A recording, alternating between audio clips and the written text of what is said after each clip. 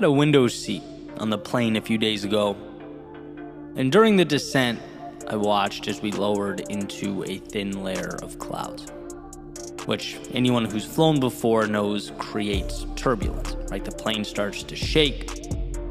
For a brief moment, can't see anything outside the window, only white. And no matter how many times I watched this happen, and at this point, probably in the hundreds, I can't help but feel a little uneasy. Heart rate increases a little bit. It's just an uncomfortable thing. And here's the deal. Not only is a plane going through turbulence safe, a quick Google search will explain to you that no plane was ever brought down by turbulence. They were built specifically for that, to endure it. And I know that, I understand it, I believe it.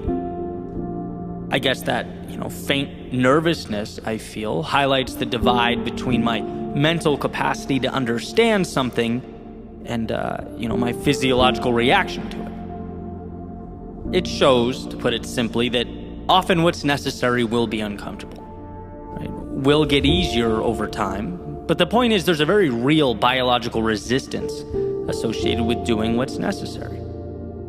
Even when we know the necessary thing is the right thing, even when we know we're capable of enduring the journey, right? Just like that plane was built specifically to endure turbulence. Well, in your own world, so were you. And yeah, that world might shake. Yeah, you might look around and see an unknown providing no clarity or visibility, at least in the moment.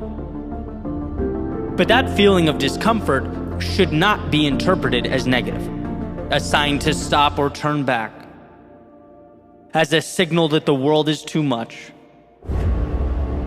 No, it's where you close your eyes and remind yourself how much you can handle, despite life trying to make you feel to the contrary.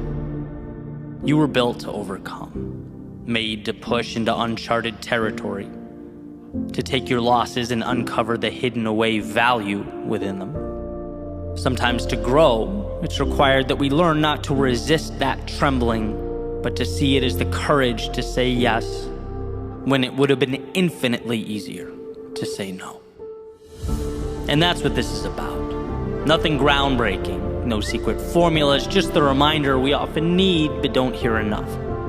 That during the ascents and descents of life, and there are and will be many, know that you were built for the turbulence. You can harness the chaos, you can get through to the other side. What's required is simply that you remember who you are and what you're capable of. Because again, when visibility is limited and our worlds shake, it's easy to forget. You will not lose because of the challenge. You will win despite it again and again and again. And sure, stepping up to face that adversary, you may never detach from that nervous feeling in your stomach or the shaky hands, but that's okay. That's your indicator that you're alive, that you weren't tricked into submitting to a very beatable opponent, that you didn't turn away from the things that meant the most.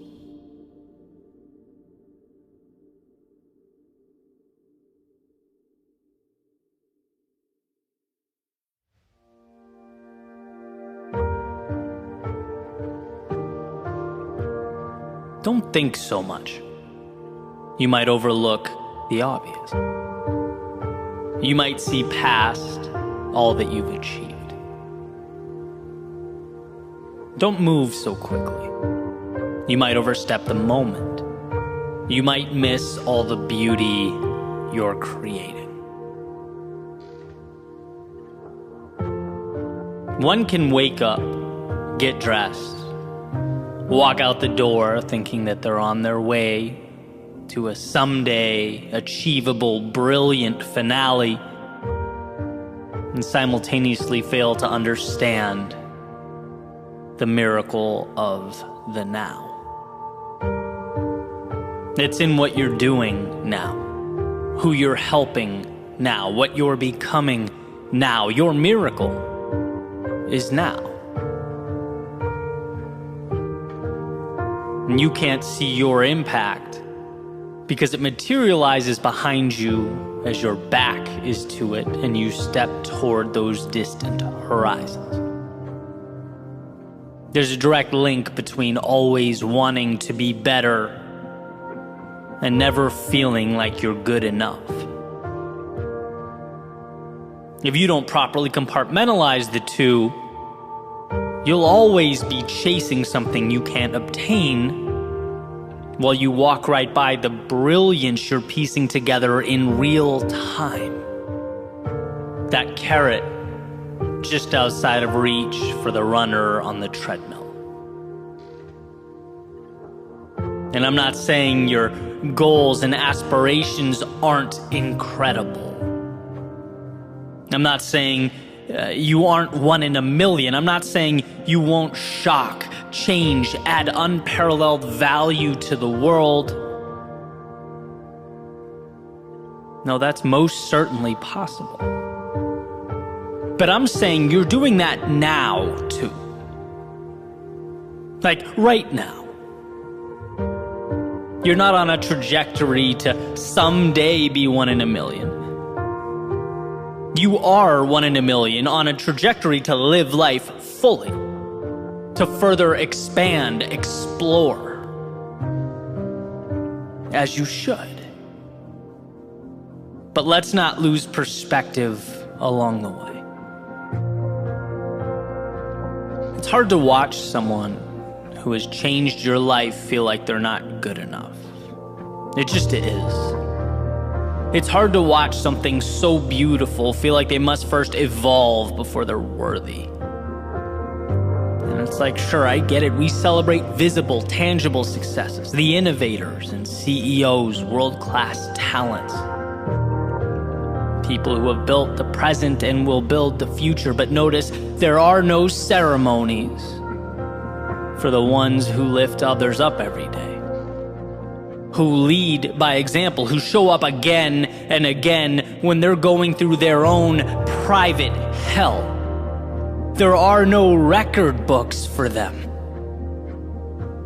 But I'll tell you what, if there were, you'd be there. And if I could remind you of that every day, I would.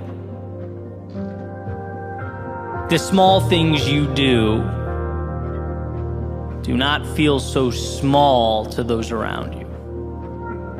In fact, your mere existence changed my life, and I know I'm not alone, not even close to alone. It's a tough world we live in. Tough enough to bring even the strongest amongst us to our knees. Yet you think you're flawed and insufficient. I ask, compared to what? A lot of people would have folded a long time ago. Wouldn't be fighting for a dream or standing for anything. A lot of people wouldn't be giving so much of themselves. Again, I continuously run into this question. Why is it that the ones who are changing the world, not with their social media follower count, but with their actions, so often fail to see their own value? Perhaps they're using the wrong measuring sticks. Maybe their sights are set so high they don't realize all that they're making better along the way. Maybe they don't know that every soul they light up puts in motion a ripple effect, an exponential value add. But if you just lift your head up and look around, you would see quite the ripple effect. You would see quite the chain reaction. You would see that you are not just working towards change, you are actively embodying it. Don't be the only one who can't see that. Why do I say this? Why spend the time? Well, because one, I think it's not something we say enough. The ones who truly change us or make our lives better need to be told that. There's just something tragic about keeping it to ourselves. And two, because you don't give yourself enough credit. You're blind to the path you've traveled and the dragons you've slayed. I couldn't believe my ears when you apologized for being weak. Weak? Weak is retreating. Weak is being selfish. Weak is forfeiting your gifts. Those descriptors are antithetical to who you are.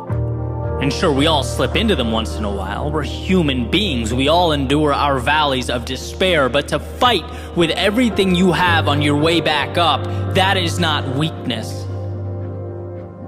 That's courage.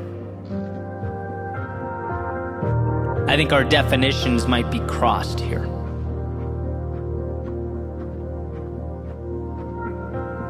See, I'm a firm believer that absolutely we have to be our own greatest critics, no doubt. But the value in that, the expectation, is that it's coupled with a commitment to also be our own greatest allies. Are you? Are you your own greatest ally? Because sometimes I'm not so sure. Do you see how much light you bring to the world? How much better people around you are when you enter a room and smile, when you listen to them and their problems, when you inspire them by making decisions with so much at stake, when you don't let the hardship of your past keep you down. And I know how hard it's been. I'm telling you this because maybe you don't know. Maybe you talk so much about what the future will be and how big and incredible things will become that you overlook the parallel worlds you are creating with each step along the way, a pilgrim, a wanderer in search of an impact you are already making. So look, keep your head up and your expectations high. You will do remarkable things. But don't be afraid to look over your shoulder and see that you already are. Don't beat yourself up for not yet arriving at an imaginary place while you change the world along the way. Give yourself the same grace and compassion you would give to me. Allow that for yourself. Don't think so much that you overlook the obvious. You just might see past all that you've achieved. And don't move so quickly that you overstep the moment. You might just miss all that beauty that you're creating. This isn't a pep talk. This is me holding up a mirror so that you can see the value add. You're not merely an IOU to some future self. You are all the people around you whose lives you make better every day, the lives you touch by being you.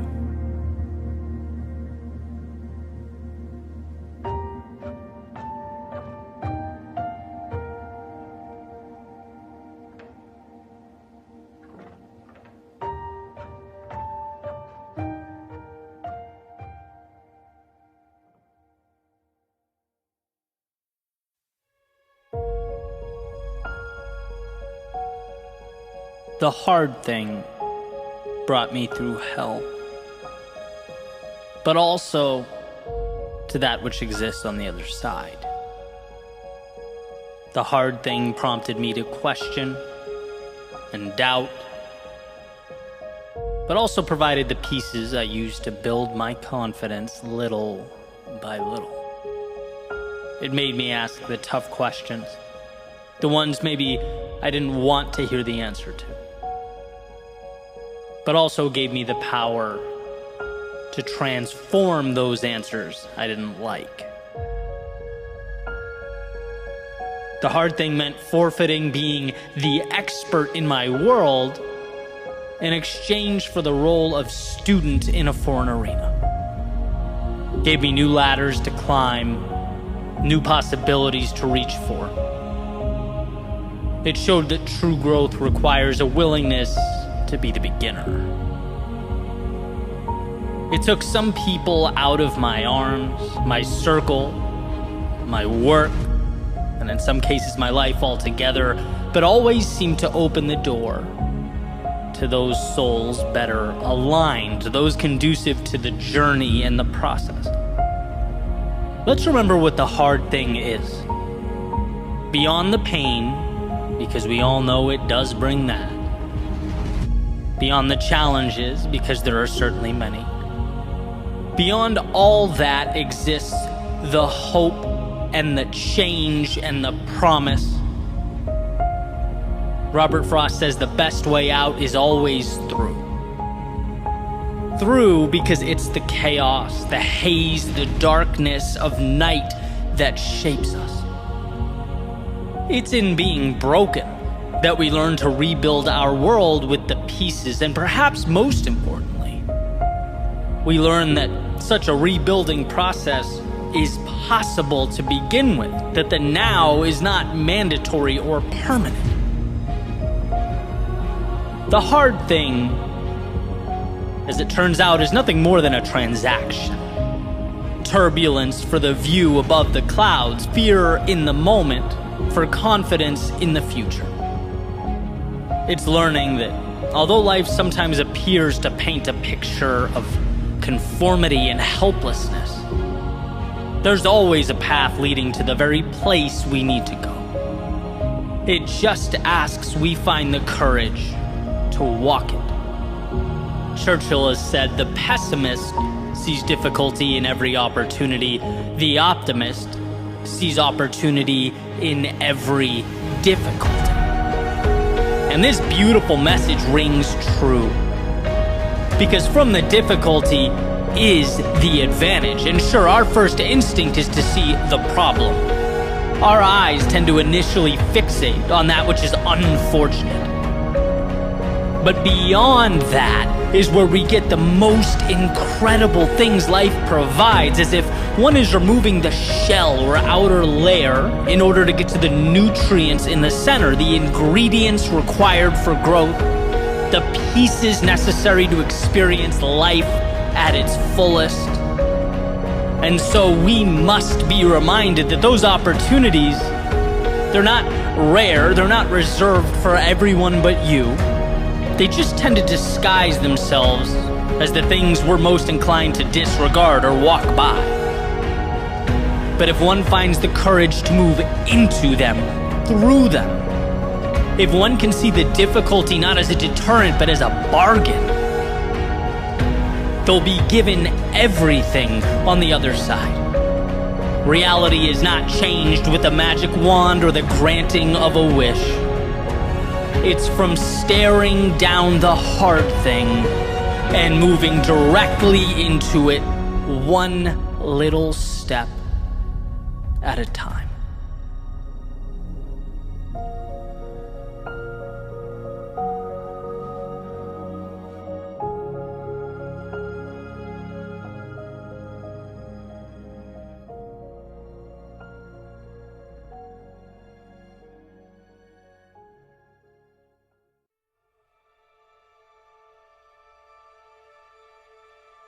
"What if I fall?"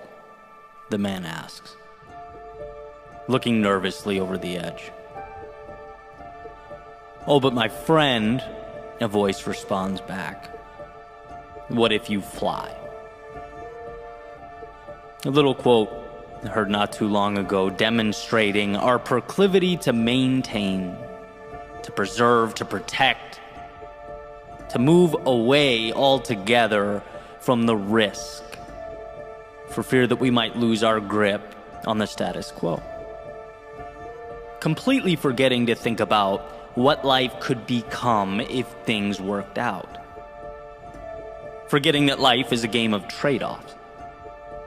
And to fixate on never losing what you have means forfeiting the possibility. It is that simple. To stay is a refusal to go. We need to constantly reinforce the idea, the truth, that what we aren't doing is a decision. And while we place our energy and efforts on minimizing the falling and the failure, someone else is stepping into it. They're capitalizing on it, falling again and again and again until they can fly. Because the danger is not in falling, it's in never taking to the sky. It's becoming only a fraction of the person you are capable of becoming with the required sacrifice and courage. It's an understanding that we're not wrong for initially thinking small, playing to not lose, thinking only to protect. That's how human beings arrive out of the factory, right? Stock. And you can thank millennia of evolution for that. You're not weak for being scared. You're not less than for shaking when you stand face to face with the adversity of life. Again, this is what being human is. But what we also possess is the ability to understand these default limitations and transform them. To understand being scared of the world around us was incredibly valuable forever ago. Right? When we roamed around hunting and gathering, it made sense not to inquire further when there was a shaking in the bushes. It made sense not to rashly run into the cave. It made sense to fear deeply the prospect of being abandoned by your small tribe that was the only reassurance separating you from the vast unknown lurking in the darkness, the wilderness. But anyone listening to this today must also understand that these biological drivers are outdated. The lions in the bushes are no more. The caves are generally metaphorical, and one's quote-unquote tribe should be carefully and methodically chosen, right? Civilization provides that cushion, and what a luxury. So when life pushes back, and it will, and you feel like you're on that ledge, you will want to turn back. Not because you're weak, but because you've forgotten that the voice in your head screaming in fear can't see the upside. It's blind to the possibility. It only sees downside. It only says, hey, this might bring about discomfort. There are things out there you don't know, foreign entities, possibly adversaries. Why would you even contemplate taking that leap? And that's where you step in and provide reassurance. Yeah, things could go wrong, but the wrong steps are, one, usually reversible, and two, provide the wisdom that I need. It gives you a chance to inject into the conversation that if things go right, your life changes. That this could be the beginning. And that we don't live until the excitement about what life can become if things work out is greater than the fear of what life would regress into if they didn't. Without upside, there's no hope. Without hope, there is no purpose. And as Viktor Frankl has said, life is never made unbearable by circumstances, but only by lack of meaning and purpose. We're all operating within the same parameters, same playing field. But the difference is we have different soundtracks, interpretations, and narratives playing behind our eyes. He may see the world collapsing and spend the rest of his life mourning what is gone, while she may see the same devastation and bring herself to wonder, well, what can I build in its place? What can arise from the wreckage? Same circumstance, different storyline, different result. I often cringe when I hear mindset misinterpreted as this magical thing that becomes reality the second you close your eyes and make a wish. Like the law of attraction, as far as I'm concerned, is not magic. I think this whole song and dance is much simpler than that. We act in accordance to the things we believe. And if you believe you're not good enough, if you believe you're not worthy, if you believe more is out of the question, what incentive do you have to change? None. It's much easier to default to hating the world when that's your perspective. But when you can find the discipline, even for a moment, to pause and ask, well, what if things got better? What if my life could be more? That spark has suddenly given you a reason to take another step forward. It's made an argument as to why that discomfort just might be worth it. The magic isn't that you wished for it and so it was. The magic is that you saw it as a possibility, and in doing so incentivized yourself to move towards that outcome. It's hard to gravitate towards something that has not yet been built. It's hard to stand with conviction in defense of a life that hasn't yet materialized. But that, my friends, is the beauty and mystery of life. You don't get what you want until you start living like you already have it. Like you can touch it, taste it, like it's real. So when the journey feels impossible, know that you are on the right track. You're competing against some very formidable adversaries, your very DNA. You're competing against the people around you that don't understand. You're competing against the obstacles that make you question whether that conjured up castle in the air, existing only in your head, could ever come to fruition. That is some resistance. But as you step forward into the haze, your single, solitary acts of courage will begin to tell a story, to take shape. The once make-believe will become tangible. You'll see the pieces coming together, and you'll see yourself as the one capable of assembling them. An architect of sorts, a designer, one with courage and self-belief. The truth is, you will never completely mitigate fear. That will be with you forever. It's par for the course. You just need to remember that the power of purpose, of meaning, the value of upside and opportunity is greater than that nagging voice of fear. It's not about closing your eyes to who you are or where you've been. There's beauty in all that. It's merely about opening them to all you can become.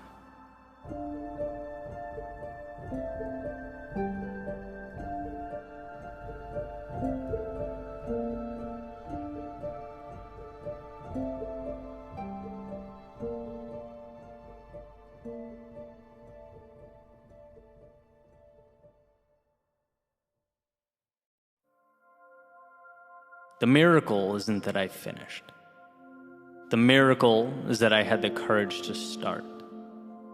John Bingham. We all share a commonality. The runner on the starting blocks, the one at work, the one studying, the one trying to create the best life possible for their family. See, we are all at a beginning, looking up at an idea. Nothing given, nothing to adjust or react to, no, just an idea. And ideas, when we are at the bottom looking up, they're deceptive in nature. Their size, their weight, their breadth. They like to present themselves as much more than they actually are.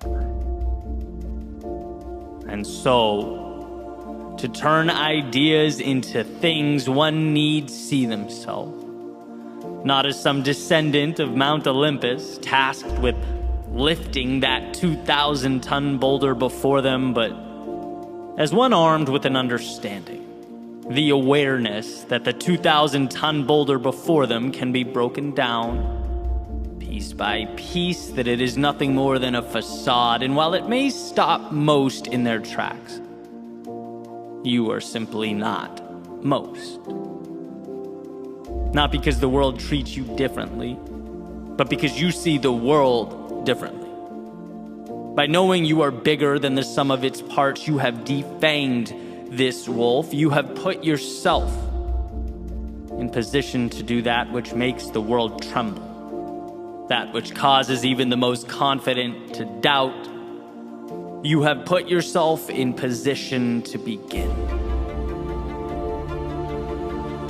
See, there is a time to look at the top of the mountain, breaking through the clouds, powerful and majestic. And then there is a time to look at your feet.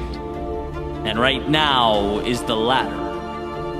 You're not concerned with the big things. No, not right now. Your job is to move forward into this haze, to not see but adapt, to not know but trust.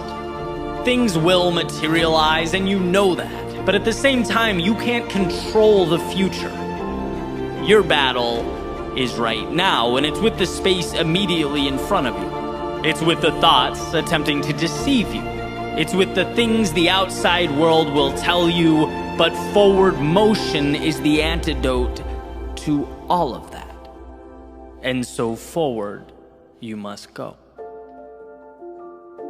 The beginning is always the hardest because our thoughts are a mightier foe than life's obstacles.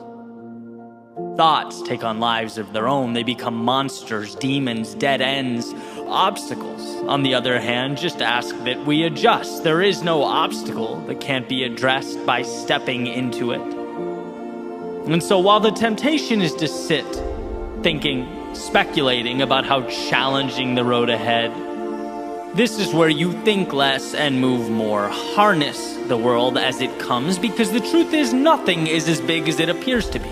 Life is incredibly solvable. Every problem has a solution. Every bad chapter ends. Every setback is a chance to be more than you've ever been. But how would you know that?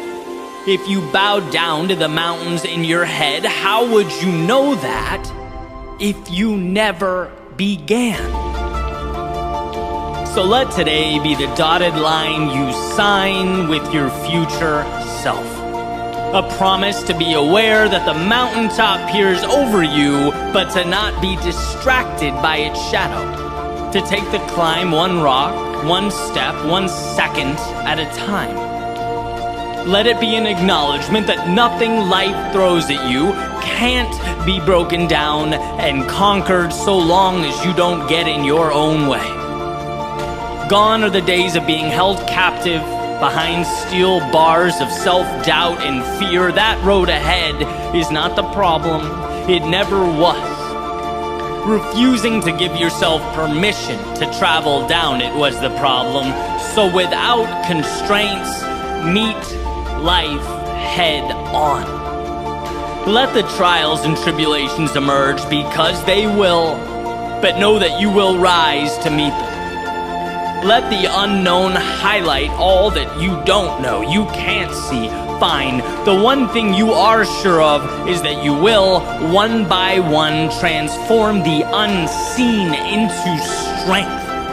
And when those thoughts emerge, telling you that you've gone too far, that you're in over your head, that this isn't meant for you, know them not as truth, but as the only obstacle that can derail and distract. You don't have time for make-believe monsters. No, not today. So onward you go. To map the unknown, to tame the untamed, to live your life the way it was meant to be lived.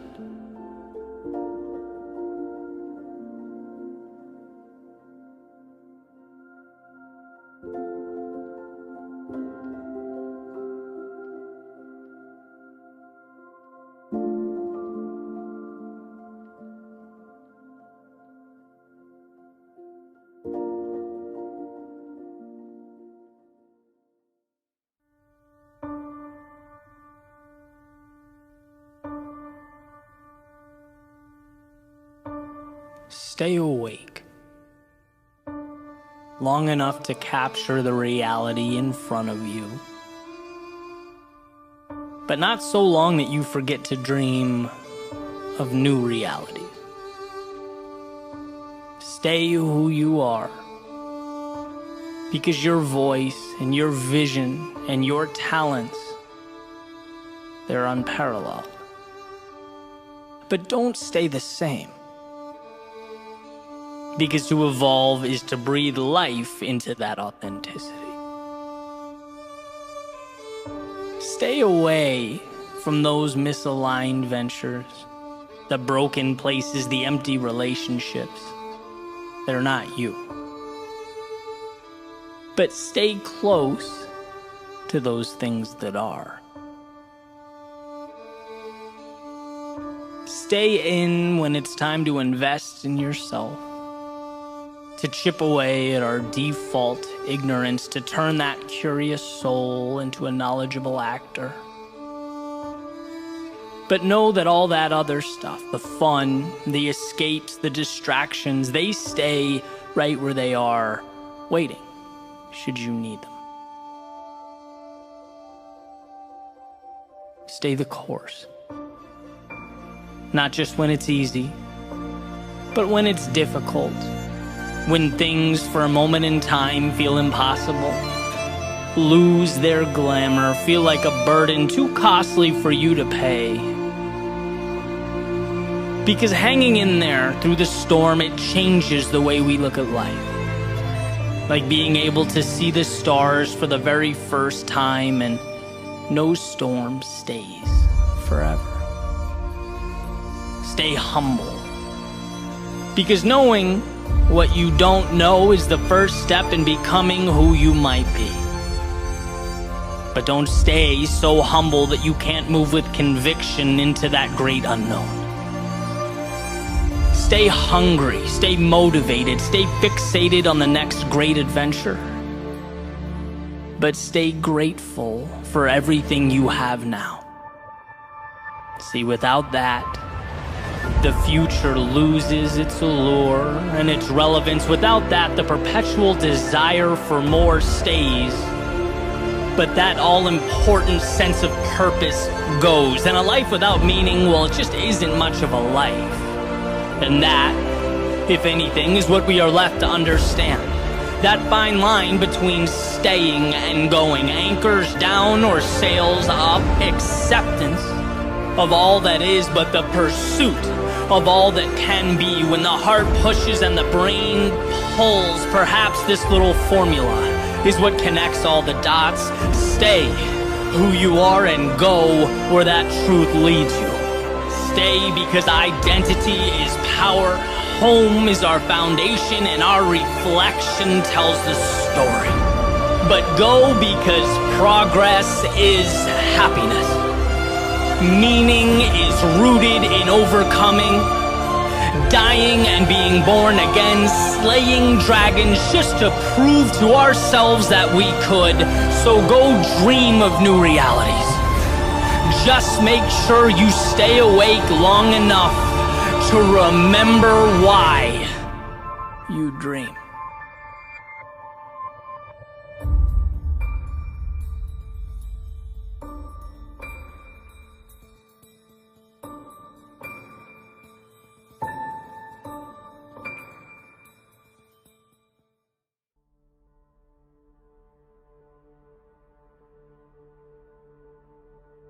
Why is this battle you versus you?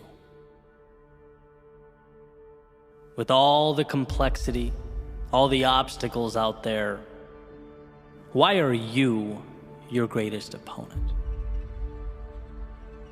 Well, to put it simply,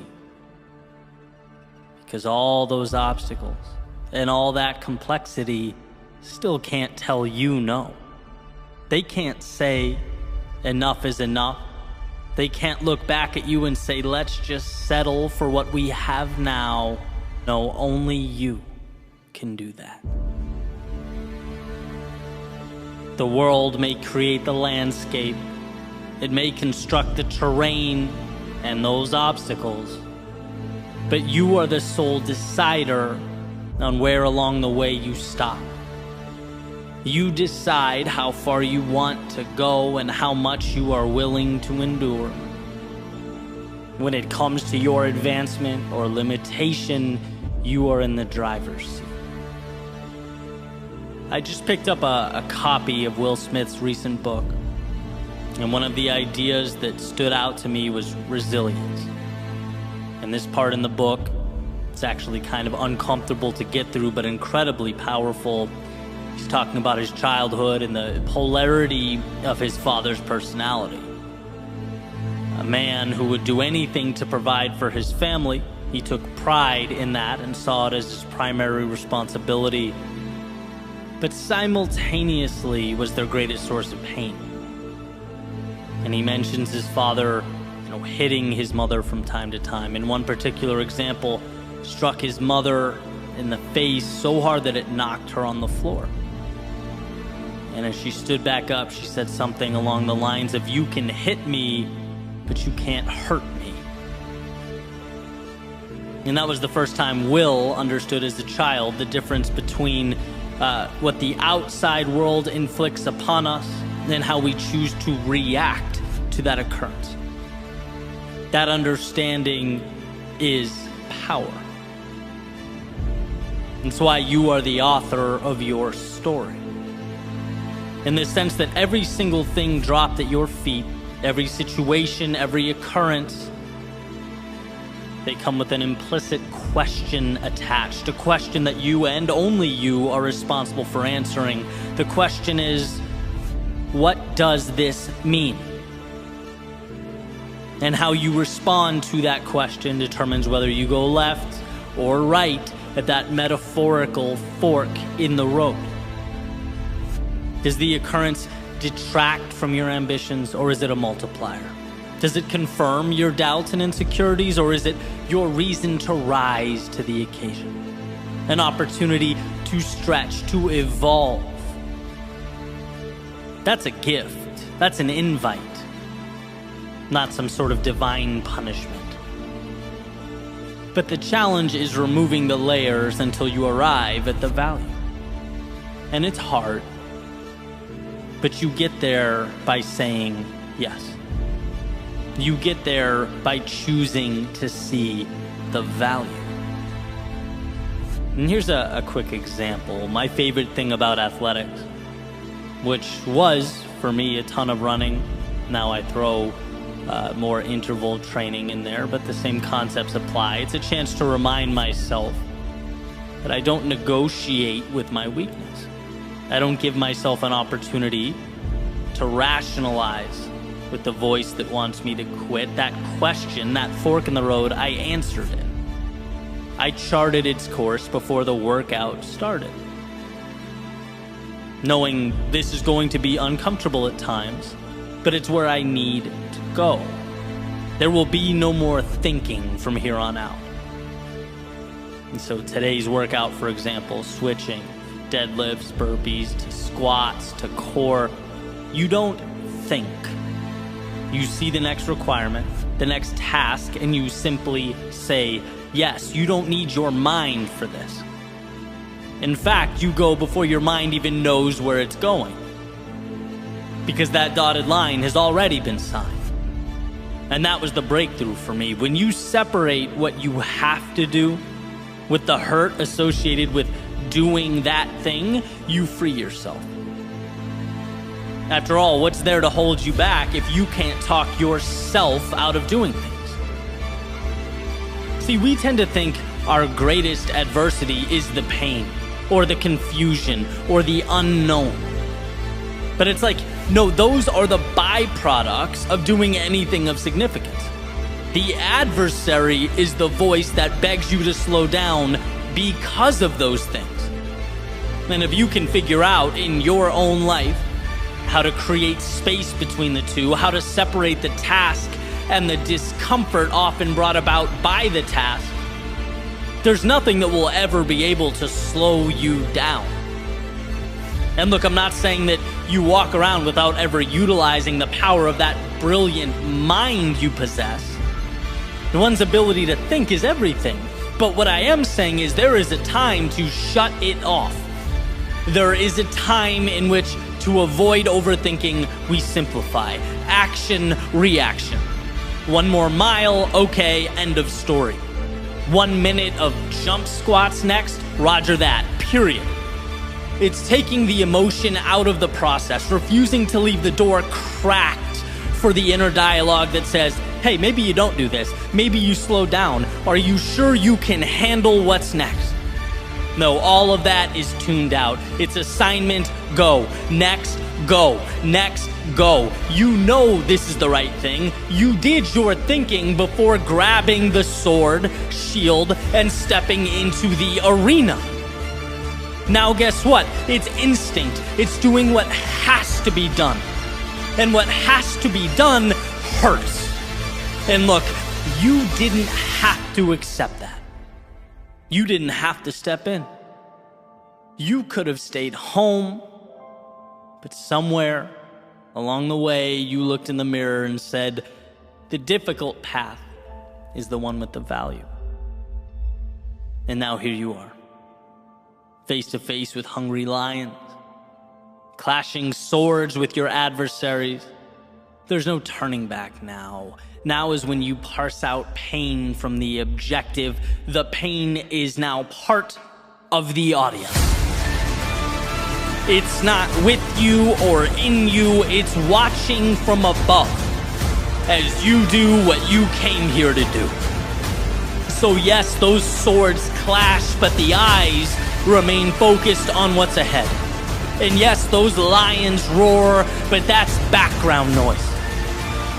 When you simplify your world into objective and action, objective, action, objective, action, there is time for nothing but forward progress. And sometimes that is all that is required of us. In the face of adversity, in the face of pain, self-doubt, in the face of discomfort, can you break your world down into nothing but one single step forward? One more set, one more rep, one more session, one more attempt, just one more. No rocket science, no negotiation, there's nothing to figure out here. It's walking the path before you. It's the discipline to carry on. It's one more swing of the axe.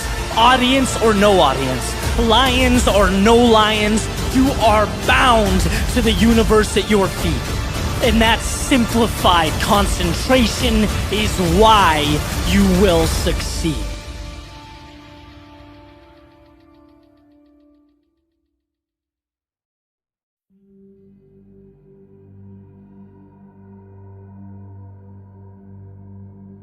Part of my morning routine every day is to listen to the commencement speech Admiral McRaven gave at the University of Texas, where he's talking about 10 lessons that he learned during his time as a Navy SEAL going through BUDS training. And he positions them in a way that will really help anybody through life if they implement these concepts. It's an incredible speech, and my favorite lesson of the 10 is around what he calls the sugar cookie. And I want to delve into it a little deeper because it's such a perfect metaphor. It's so relatable. And so for a quick overview, basically during BUDS, all the attendees were called to line up for uniform inspection. Right? And the instructors would, walk by and check out their uniforms. They had to be perfect, right? As McRaven says, uniform pressed, belt buckle shiny, no smudges on the shoes. But the point of the exercise that a lot of people really didn't understand is that the uniforms were never going to be good enough. The inspectors or instructors would always find something wrong. And the punishment was to go run down into the water with your clothes on, get soaking wet, then roll around in the sand, and it sticks to you all day. That's why they call it the sugar cookie. And what he says is, you were never going to succeed. The perfect uniform was impossible. The instructors wouldn't allow it. But the interesting thing is that some people simply couldn't handle that idea. They didn't understand that no matter how well you prepare or perform, sometimes you're going to end up a sugar cookie. That is life.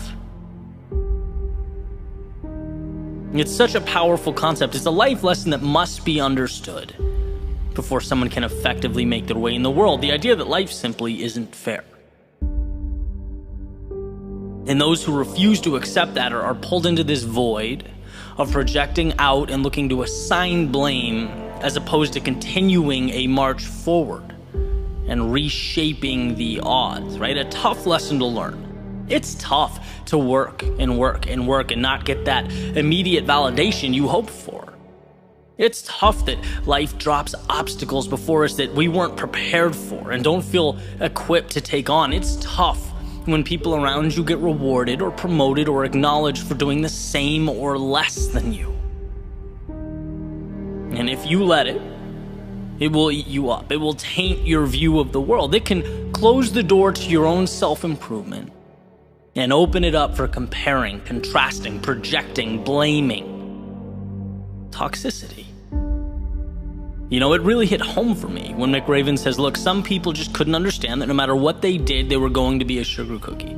They couldn't rise above the apparent unfairness. They didn't realize that they were being prepared for the reality of life, not the gentle, predictable, fair world we often feel is owed to us.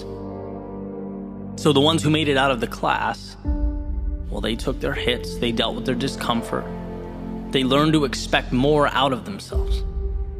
Right? There simply was no room for the victim mentality there. Those who wouldn't help themselves, they got weeded out, left behind. It really is the perfect metaphor for life. And as far as I'm concerned, the only way to ensure defeat is to divert responsibility to the outside world. The only way to remain powerless is to feel bad for yourself, to feel angry that life isn't what it is in the movies. Again, hard to hear. In a perfect world, hard work's always rewarded. The correct actions always have positive consequences, but that's not always reflective of reality. As the saying goes, it's not your fault where you start, or when things you can't control present themselves and make your life challenging. You didn't choose that hand, not your fault. But guess what? Where you go from here is your responsibility. It is your responsibility to move beyond the cosmic injustice you can do nothing about and create a better situation, a better outcome, a better world. How many times in life do we find ourselves looking in the mirror, saying, hey, I did everything I was supposed to do. Why am I being punished? Why is this happening to me? Why did I take that L? On paper, every box was checked. Right? I've asked the question. We've all asked the question. And every time we do, we're placed at a crossroads of sorts. Do we go one way, let it derail us, distort our worldview? Do we let it alter how we perceive ourselves? Or do we go the other way? Do we acknowledge that life is a marriage of highs and lows? And to make something of it, we shouldn't feel slighted by the challenges, but accept them. Let them make us better. I've learned this again and again. I learned this after I spent 4 months on a project in 2014 that essentially bombed. Right? And it was the first time in my life that I felt that. It's like, how? I put everything into this. How could I get nothing back? Well, turns out I got the world back. I just didn't see it at the time. I learned one of the most powerful lessons to learn. The universe is indifferent to your agenda. All it does is present an obstacle course in front of you and allows you to navigate as you see fit. Will you focus on the negative? Will you have resentment towards life's injustices? Because a lot of people do. A lot of people can't get past it, so they hide from the struggle that would ultimately become their strength. And see, I'd much rather work to be the type of person who finds the positive, who carries on, who doesn't take hardship personal, because it's not a personal thing. In fact, let's remove the emotion from it altogether. Let's focus on getting through. As a good friend of mine says, if you're on a hiking trail and you get bitten by a snake, are you going to chase the snake into the woods so you can kill it and get your vengeance? Or are you going to go to the hospital and get the medical help you need? Are you going to focus on what's necessary for your betterment, to move on, to grow?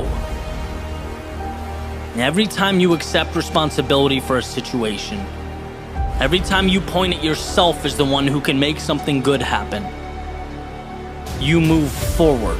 You stack the odds in your favor. You position yourself for something bigger and better. And it doesn't mean it will happen overnight or even that you are entitled to an outcome. But those who remain empowered through life's trials and tribulations, they usually find a way. Not because they deserved it, but because they simply did not stop. They did not waste time blaming the universe and instead created something of value. They got over being that metaphorical sugar cookie and started thinking about the big picture. They accepted the defeats and they learned. They made a pact with the face looking back at them in the mirror that sometimes we don't get the ideal hand, but it will always be up to you how to play it. There is always a win, always a positive, and to remember that is to create a world of your making.